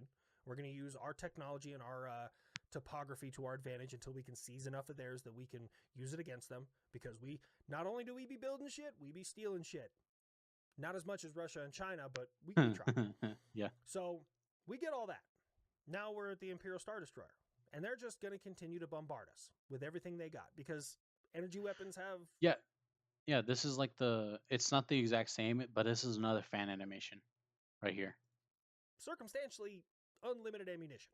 There is a small but possible way to try and take the Imperial Star Destroyer. Now, So he's going to talk about his plan to defeating the Star Destroyer. I have another plan, but his relies on legends, mine relies on canon. So, and I have two versions as well. So I'll talk about both of those after he gets through his stuff. this would take coordination and planning. If you look at some of the ways that Star Destroyers have been hit by like X-wings, is the tactic they use is they'll do proton torpedoes, and they do the first volley because they each carry four. So you get like 4 or 5 of these ships together, and they fire their first volley of two. Each of them fire two. Boom, boom. And what happens is you can overload a section of shields on the Star Destroyer. So this is also wrong. I don't blame him, but the only way that that would happen is if there were multiple shield generators, which a Star Destroyer does have, but it would be as if like half of the ship was protected by one shield generator and the other was protected by another, and it only covered half of the ship. So you overload one and it leaves the entire left side, let's say, of the Star Destroyer exposed because that shield generator has been overloaded. However, that is not the case here. The case is the fact that there were two shield generators on the Star Destroyer, and it covered the entire ship. Both of them did. So you're not disabling a section of the shielding. You would have to get rid of all of the shielding at once. Now, the way that this happened is you didn't use proton torpedoes because proton torpedoes were made for damaging. The shields are going to be able to just they're it's not going to do anything. What you want is ion bombs or the ion torpedoes, wherever the hell that they're called. And that's what would be used. So the Y wings that we see the rebels use, Y wings, right? What the fuck? I don't know. What the hell is this? Can I get back to my? Oh my god, fucking. Why was it? Why is it Yahoo? Anyways, the BTL Y wing. This is the bomber that was used by not only the clones but also the rebels. And these things were packed with bombs, right? This was a bomber and a snub fighter, but the fighter capability really wasn't all there, right? Let's look into the legends since that's what we're basically using at this point, right? So what was the armament on this guy? Two laser cannons, two ion cannons, and two proton torpedo launchers, and that's what they would use, right? However, Instead, what you would see is them using ion torpedoes to disable the shields and the ship. And the best example of this happening is when you see the Battle of Scarif.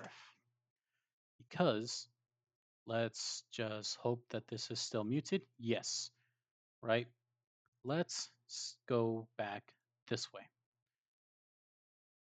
And right here, I believe that we'll see Y wings come up or X wings. I can't, yeah, here we go. Y wings right here. These Y wings are going to shoot. These aren't protons, these are ions. Boom. Ions have disabled the ship. And you want to know why these are ions? Because you see that they absolutely do dick all in terms of actual physical damage to the ship. These are just disabling the electronics. And in total, look at that right there. Boom. Engines are disabled. The entire ship is disabled. That's what's actually happening. You're doing a bombing run with the ion bombs that are disabling the ship, and then you use the proton torpedoes to actually do physical damage, right? Like look at that right there. That's all the quote unquote damage that the ions are dealing. It's just it's just it's carbon essentially. I don't know how else to describe it. I'm forgetting terms right now. But it's literally not doing that much. It's just disabling the ship. You use proton torpedoes to do actual damage after the fact, not before. So ions disable the energy shields, then the X-wings or another set of Y-wing bombers will come in and drop actual proton torpedoes to actually deal damage and destroy the ship in general. So moving on. And then a couple seconds later, they fire their second volley of two, and those ones make contact. Now, this by no means destroys the entire ship, but it is a way to punch a hole. Now, if the Now, it technically could, um, if you hit the bridge, since it's very exposed in the center, like this right here. That's the bridge. One proton torpedo right there.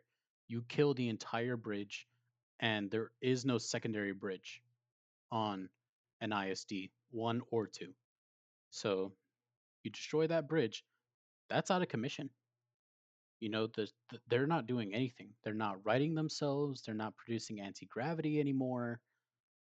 Because the controls are up there. You disable the controls, you're not going to be able to do much. That's where all the navigation was put in and all that stuff. And we never see them any other time in any other part of the ship actually use that to navigate um, the ship, right? Because on actual naval ships in the United States Navy, this is true. Even if the ship is destroyed, there are other sections of the ship that you can actually use to navigate the ship.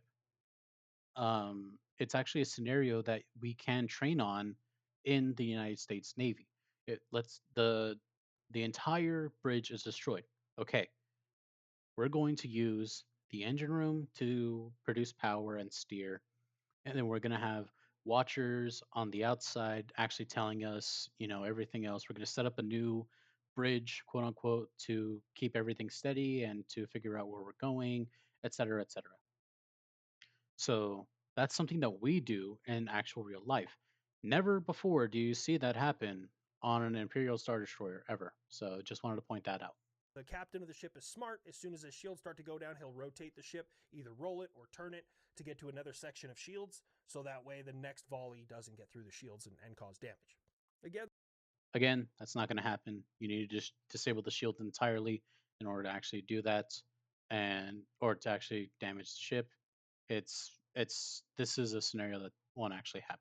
those torpedoes are in the megaton range. If we can seize a couple I hate that stupid megaton bullshit. But again, I'm saying this because this is both in Legends and in canon. It's not parts of the ship that are being parts of the shield that are being brought down. It's the entire shield thing.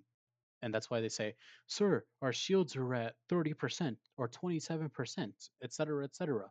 Because then if the shields go down, then you have to wait for them to be brought back up to full power to be able to protect the ship again. That's why they're always calling out number percentages. Um, the only universe that I know of that actually drops parts of the shield down in order to use weapons or anything like that is Halo with the Covenant shield technology, because the Covenant have to drop parts of the shield in order for their weapons to actually shoot and hit the UNSC ships. So again, I don't know if he's accidentally mixing the two together or if he just doesn't know. And this is his thought process. So I don't know. Just again, I'm not trying to rattle on him and I'm trying to rail on him. This is just the lore. I'm looking at this from a lore perspective here. I'm not looking at it like, oh, this guy is dumb. Like, no, these are corrections, constructive criticism that I am stating. Like, again, he has stated previously that he doesn't know the lore like that. So I'm just helping where I can, or trying to change that where I can, if you will. Couple of those, especially the Delta class transport ships that I went over earlier. Those ships are designed, their sole purpose in life is to transport troops somewhere and then actually hook to a ship, blow it open with whatever it uses to land, and then be able to insert those troops into a ship so that you can seize the ship or take out the whole crew. That's what they're designed for. There's a small chance we could actually seize a couple of those. Now, they only carry 40 troopers each. If you got Marines to sit on each other's laps, let's go ahead and say 80. But 80 Marines with pretty good marksmanship, or 80 like SEALs or Delta operators or whoever with pretty good marksmanship with some enemy weapons, that might be a good fight to put on board that ship. But how are they going to get close? Now, So in that scenario right there, I would say that it wouldn't matter whether they're using blasters or they're using just regular M4s and whatnot, because the crew doesn't have armor. They're just wearing regular clothing. It's still cloth. So it doesn't matter if, the stormtroopers have armor, because the crew doesn't have armor and bullets go through humans the exact same way as everybody else, regardless of what universe they're from. now they do have some heavy shields, but those heavy guns on that ship are going to murk them. They do have a weak point, kind of on the lower back, like the lower aft of the ship, which if you have a good captain, he protects that using TIE fighters and TIE bombers and everything else like that. So TIE bombers would be one of the worst fighters or bombers to actually do any sort of protection, because they're so slow, they're so useless. It's not even funny. So if a captain is using TIE bombers to defend something and it's not a bombing run, oh my god, it's game over. Like, that captain is pretty much fucking useless. but what I would do is, while our nukes are useless to damage the ship, nuclear weapons still push out an electromagnetic pulse, and they make a big fireball. They make a big bright flash and a fireball. So for me, this sounds like a way to saturate their systems and overload their sensors so that they can't defend themselves. So what I would do is get a couple of those Delta class combat ship or transport ships, and then as they're launching, use as many nukes as we possibly can on that ship to disrupt their systems. Just hit them. We have 5,178 nuclear weapons in the United States. It might take all of them, okay? But we need to overload that ship as much as we possibly can so that way it can't see our boys incoming. And once they get on there, slaughter. Slaughter until So that's his version. I will say it's a pretty decent plan. Um, how many were supposedly on?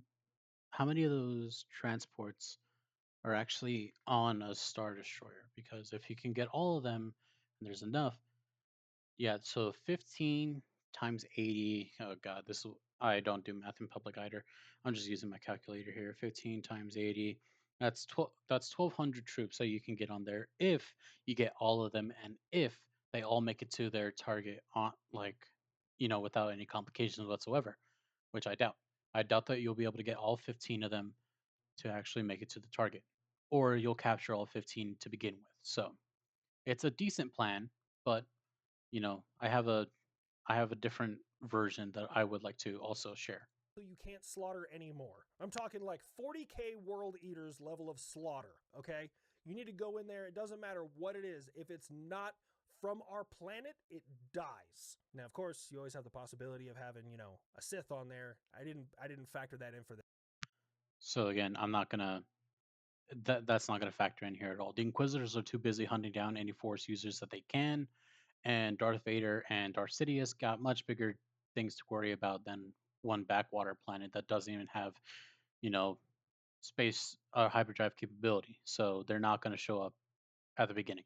They might show up later, but they won't show up now. So this doesn't matter at all. And if somehow, God forbid, that they do and like an Inquisitor, let's say, shows up, just use guns. Yeah, the lightsaber is going to melt the bullet, but guess what? Molten metal still fucking hurts. So you're going to shoot as much lead as that you can at them, and they're going to do that stupid little twirly thing, and all that metal is just going to be flying at them. It's going to cover them. They're going to burn. They're going to go like ow, and then like drop to the side. The lightsaber's not going to be in front of them anymore, and now they're open, and you can just shoot them to shit and kill them very very quickly. I don't care who you are, that's what's going to happen. The only people that I can see that are actually going to be able to counter this is Darth Vader and Sidious because they are smarter than the average person, and they are actually Sith users, not just dark side Force users. This, but that would be the only way we would be able to do anything. After a while, if we were unable to seize those Delta class transport vessels and overload their shields, or let's say we just hit them as hard as we can and we weren't able to overload their systems and they saw our ships coming and murked those ships, we're dead in the water. It's only a matter of time before they just continue to bombard us so much that there's nothing we can do. I give this one 20% chance of US success over. Okay, so this that was his scenario. Okay, I have a better scenario, or in my opinion, a better one with a higher chance of success. Let's say, right?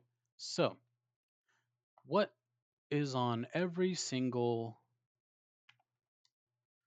Star Destroyer in the Star Wars universe? That would be these astromechs, or the very, very popular one, R2D2. Now, there are thousands of droids on board a Star Destroyer for many different uses. So, all you need to do is capture one of these, right?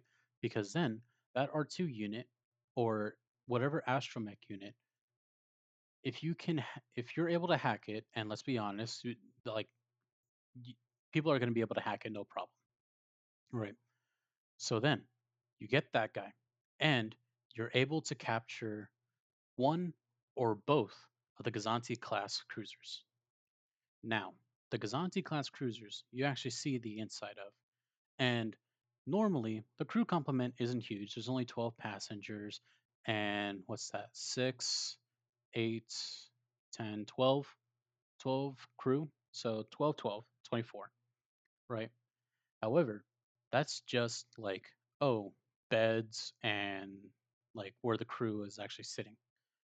So that means that there's still hallways and the cargo hold of the Gazanti class cruiser that are just open for use. You can fit anywhere between 100 to 200 troops in there. I can guarantee it, right? Like you've seen the inside of a Gazanti class cruiser if you watch The Mandalorian. Yes, that is a bigger version, but it's still just a bigger version. Scale it down. Even look at Rebels, right? Star Wars or not Rebels, Bad Batch. You see the inside of one of these things. There is plenty of space to hold at least 50 to 100 on there. More if you really really squeeze in tight. Get both of these and that one astromech, and that astromech is going to be able to send out the communications that are required for the Imperial class Star Destroyer to not shoot you down. Once that happens, those guys are going to just pour out of there and be able to infiltrate the ship and get in, right? And if you really want to be really good about this, what you can also do is if you're able to capture two AT-ATs, or total of four, use those Gazanti class cruisers to then pick up the AT-ATs and then bring them in. Because the AT, not that one, where is it? Here we go. The AT-AT in Canon is able to hold, oh my god, it's not fucking, here, Galactic Civil War. This is the version that we're going to be looking at here, just because it's most common, right? The crew is just a small five-person crew, but with with passengers of 40, more if you just pack them in there again, right? So double it, just to make it simple. That means that there's 80 in two of them and 160 in total in just the four AT-ATs. Then you also have another couple hundred in the two Gazanti class cruisers. You have just underneath 1,000, which was close to what his number was also, troops that are going to be able to pour into a Star Destroyer and murk it, right? Now, if you want to, that was if you want to take control of the Star Destroyer for whatever reason, right? Like, let's say that we take control of it and then we're going to use it against the Empire for some reason. Well, how about this? How about you just want to destroy the Imperial class Star Destroyer? Again, it's simple. Take this guy and capture one or both of these, and then load up one or two nukes on the inside of both of them. Send them back up to the Star Destroyer. Then, once they dock within the Star Destroyer, set them off. Boom. Explosion from the inside. It doesn't matter what type of shields that they have. A nuclear explosion from within a ship, a confined space, is going to rip that ship into pieces, just destroy it. And then it's going to overload the reactor of the Star Destroyer, and then it's going to destroy it outright, and we're going to have a second sun for us. Okay? Boom. You don't have to worry about that Star Destroyer anymore. It's gone. And any remaining Imperial forces that are on the planet will just be mopped up. That is literally the best way that I see going down the canon path, right? So I would say that there's a higher chance of success with that because again, you're not sacrificing men in a suicidal, for the nukes, and you're still be going to be able to send in some very very highly trained troops into a ship where not a lot of them, if any, have armor and be able to just murk them with just our regular guns, or we can just take the blasters and still have better marksmanship than any of the stormtroopers are shown to have. So I would say that we have a higher chance as well. But anyways, that's my take on it. Those were my thoughts on USA versus the World Imperial Star Destroyer. I hope you guys enjoyed this. And if you think that I'm wrong in some areas or that, I got something wrong, please let me know in the comments. Habitual Linecrosser, this is an awesome video. I love your series. I watch them all the time. But this was my thoughts on it. This was my take on it, just because of the fact that when I watched it at first, there were a lot of inconsistencies that I was noticing, and the fact that you weren't mentioning whether you were in Legends, which is non-canon, or you were actually in canon. You know, and it looks like that you were going by Legends numbers. And again, Legends is Legends for a reason. The numbers don't make sense. The things that you see in Legends are never shown on screen in the shows, animated shows, movies. That's why I went with canon on this one. I don't mean to be rude or anything like that, but I just wanted to make this known to you. I'm not trying to be a dickhead about it. But anyways, thank you all so much for watching. Again, Habitual Line Crossers video is going to be linked in the description down below. And I hope you all have a very, very good day.